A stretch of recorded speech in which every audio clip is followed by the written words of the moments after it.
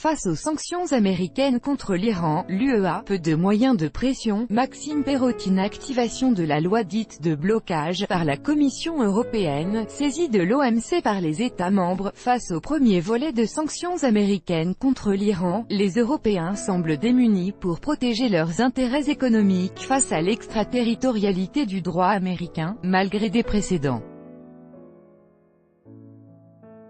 C'est chose faite. Depuis mardi 7 août, l'Iran est de nouveau sous embargo économique américain. Face à l'inéluctable, les chefs de la diplomatie française, allemande, britannique et européenne avaient déclaré la veille, dans un communiqué commun, leur profond regret de voir de telles sanctions rétablies. Des Européens qui ont par ailleurs annoncé l'activation de la fameuse loi dite de blocage, afin d'aider les entreprises européennes à ne pas se conformer aux embargos unilatéraux décrétés par les États-Unis. Mardi matin, depuis Wellington, en Nouvelle-Zélande, où elle était en visite, Federica Mogherini a appelé les petites et moyennes entreprises PME à renforcer leurs relations économiques avec l'Iran. La haute représentante de l'Union pour les affaires étrangères et la politique de sécurité estime qu'il s'agit d'une priorité en matière de sécurité pour l'UE, et affirme que les Européens sont libres de commercer avec qui ils veulent. Pas si sûr, cependant, que leur marge de manœuvre soit si large, comme le soulignait Emmanuel Dupuis, président de l'Institut Prospective et Sécurité en Europe, IPSE. Il attire l'attention sur les similitudes entre les cas iraniens et chinois. En effet, dans un cas comme dans l'autre, Donald Trump leur a promis un nouveau volet de sanctions à l'automne. Les moyens dont disposent les Américains sont considérables. Ils sont considérables, car le principe de l'extraterritorialité s'applique dès qu'il s'agit de commercer en dollars et la plupart des transactions commerciales, en l'occurrence celles qui se sont remises en place depuis la levée des sanctions en janvier 2016, se font en dollars. Pour le président de l'IPSE, il ne fait aucun doute que les premières victimes de ce nouvel embargo de Washington contre l'Iran seront les Européens, tout particulièrement les grands groupes exposés aussi bien par leurs activités aux États-Unis que via l'hétérogénéité de leur actionnariat. La plupart des pays qui commercent avec l'Iran sont des pays européens. L'Italie est le premier partenaire économique de l'Iran, l'Allemagne est le second, les Pays-Bas le troisième et la France le quatrième, avec l'augmentation, par 3 depuis 3 ans, des investissements français en Iran, déplore Emmanuel Dupuis. Comme l'avait souligné notre intervenant lors d'une précédente interview, contrairement aux Européens, les Américains n'ont pas massivement investi en Iran après la levée des sanctions internationales. En effet, si de nombreux observateurs soulignent les contrats iraniens de Boeing, les échanges entre les États-Unis et l'Iran demeurent 100 fois inférieurs à ceux entre l'Iran et l'Union européenne, qui ont atteint 21 milliards d'euros en 2017. Face à cette capacité des Américains à souffler le chaud et le froid sur les relations économiques des Européens, l'UE paraît pour l'heure encore bien impuissante.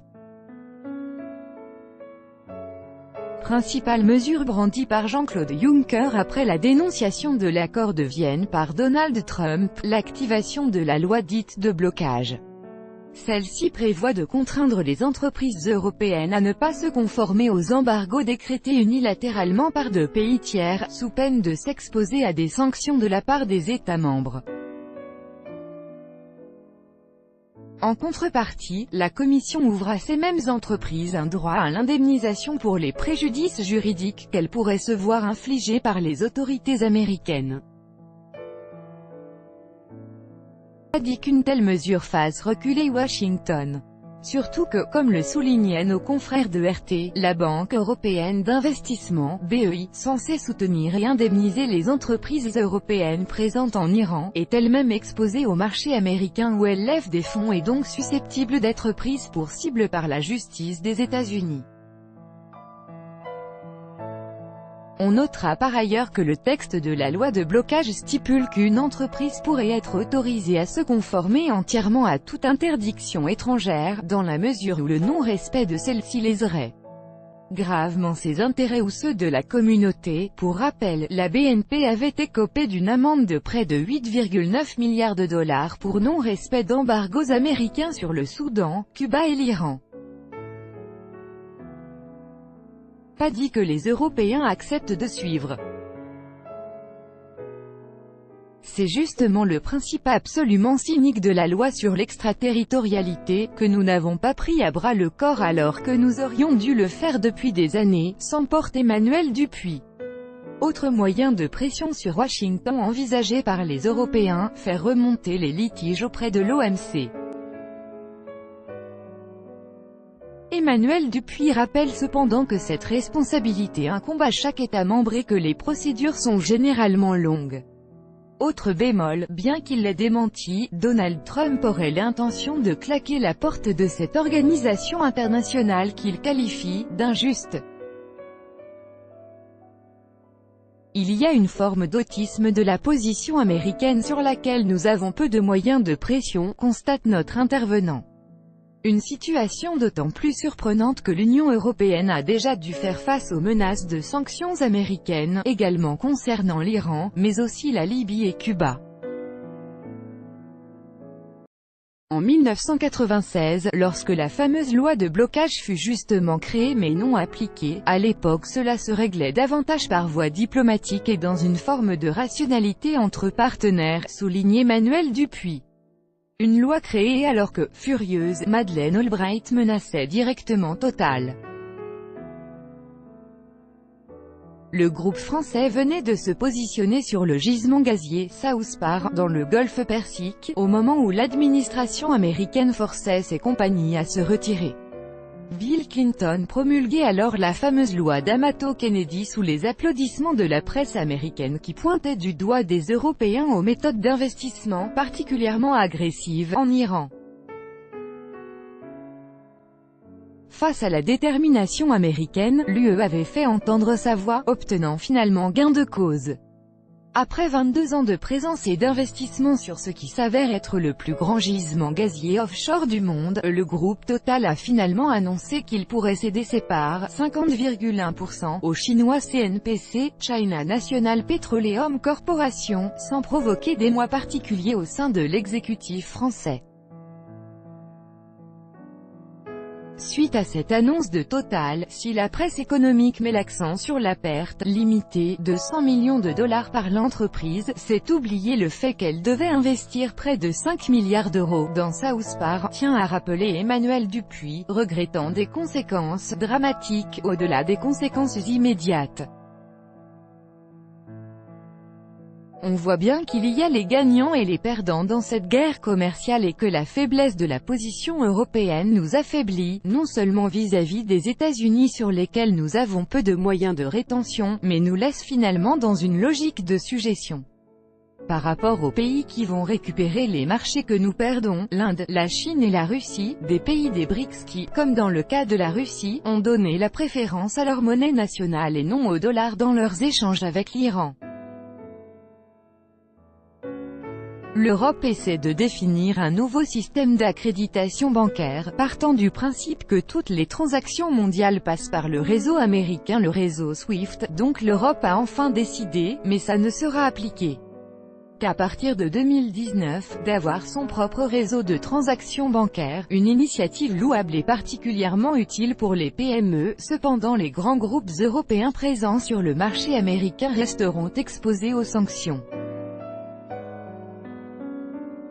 Parmi ces grandes entreprises françaises et européennes qui ont décidé de se retirer du marché iranien, ou de réduire la voilure, les groupes PSA et Renault, 50% du marché automobile et des voitures immatriculées en Iran sont issus de ces deux entreprises françaises, rappelle Emmanuel Dupuis. Le président de l'IPSE évoque également le cas d'un autre constructeur automobile européen particulièrement ciblé par les États-Unis, l'allemand Daimler qui a annoncé le 7 août son retrait d'Iran, l'énergie et l'automobile n'étant pas les seuls secteurs où les intérêts européens sont lésés. La France et l'Allemagne avaient prévu de vendre 100 Airbus, seuls 3 ont été livrés. Je rappelle que ces Airbus sont facturés en dollars, même cas de figure, souligne Emmanuel Dupuis, pour la compagnie Airbus Leonardo, qui n'a pu livrer que 6 des 20 ATR-72A600 promis à la compagnie nationale Iran Air. La société conjointe franco-italienne avait accéléré la cadence afin de respecter au mieux ses engagements tout en rentrant dans les clous fixés par Washington, une partie des pièces étant fabriquée aux États-Unis. Une situation qui concerne également les banques ou encore des projets d'infrastructure. Il était question d'ouvrir une ligne à grande vitesse entre Qom et Arak, dans le nord de l'Iran. Contrat qui avait été lancé avec la compagnie étatique italienne Ferrovie dello Stato. Là aussi il y a un blocage ou en tout cas un gel de ces activités par rapport aux menaces et conséquences pour ces entreprises dont la plupart travaillent aussi sur le marché américain. En plus de ce tronçon de 135 km, il était prévu que les Italiens s'attellent à la construction d'une seconde ligne entre Téhéran et Hamedan, située à plus de 300 km à l'ouest de la capitale. Dernier obstacle, le manque d'unité de l'Union européenne par rapport à 1996. Les États membres, plus nombreux, ont des stratégies qui diffèrent pour défendre leurs intérêts. La France axe logiquement son action autour des grands groupes, qui forment la colonne vertébrale de son économie, alors que l'UE a pris fait et cause pour les PME, comme en témoigne la prise de parole de Mogherini à Wellington. Cette déclaration, appelant les PME européennes à renforcer leurs liens commerciaux avec l'Iran, dans la foulée Donald Trump tweetait que « quiconque continuerait à commercer avec la République islamique ne ferait pas d'affaires avec les États-Unis ».